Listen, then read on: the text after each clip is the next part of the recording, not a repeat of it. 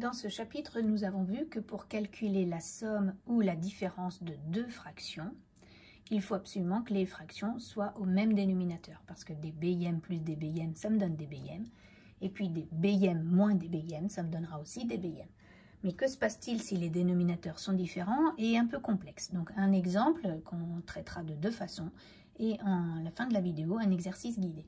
Donc la méthode, c'est de se dire qu'au moment où on va réduire au même dénominateur, c'est là qu'on va réfléchir pour s'éviter beaucoup de calculs et puis se ramener à un cas connu, d'avoir le même dénominateur. Ensuite, on additionne ou on soustrait les numérateurs et enfin, on garde le dénominateur commun.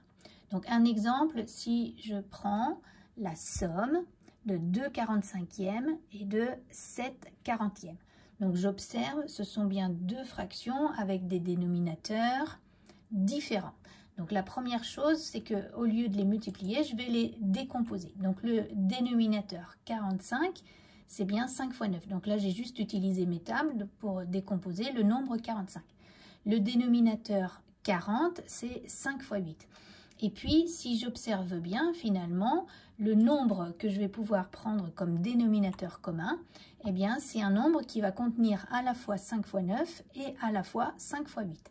Eh bien, si je prends le nombre 5 fois 9 fois 8, eh bien là, j'ai aussi 5 fois 9 fois 8. Donc, ça va être ce nombre-là que je vais choisir comme dénominateur commun.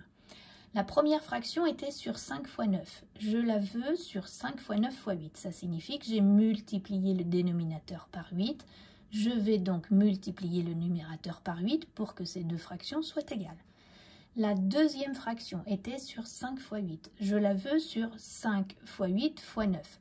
C'est donc que je multiplie le dénominateur par 9. Donc je vais multiplier le numérateur par 9. Pour que cette deuxième fraction soit égale à celle-ci. Et puis, je calcule maintenant, alors même si je n'ai pas de calculatrice, 5 fois 8, 40, fois 9, ça va me donner 360. Donc ce 360, il est facile à calculer, même si je n'ai pas de calculatrice. Et puis, au numérateur, 2 fois 8, 16, et puis ici, 7 fois 9, 63. Je n'ai plus qu'à additionner des 360e avec des 360e, ça me donnera des 360e.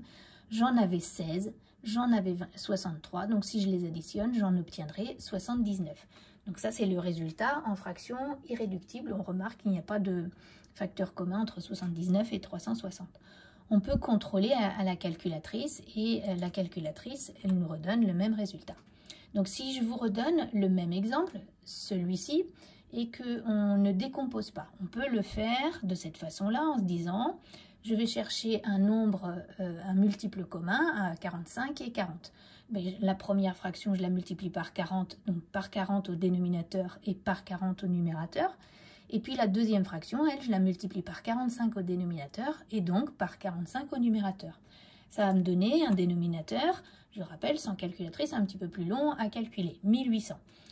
Au numérateur 80, au dénominateur 315, donc ça fait quelques petits calculs, mais je sais encore faire.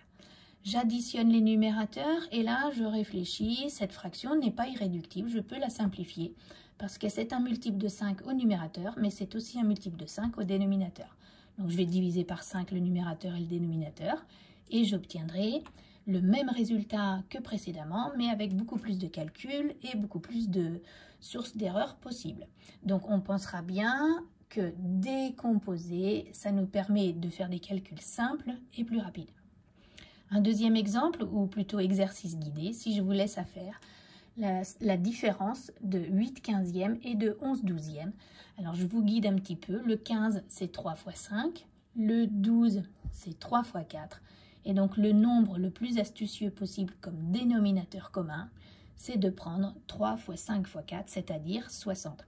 Donc il vous reste à faire certains calculs pour trouver le numérateur de la première fraction, le dénominateur de la deuxième fraction. Alors on fait attention aux propriétés utilisées et vous contrôlerez que vous trouvez bien moins 23/60e. Voilà.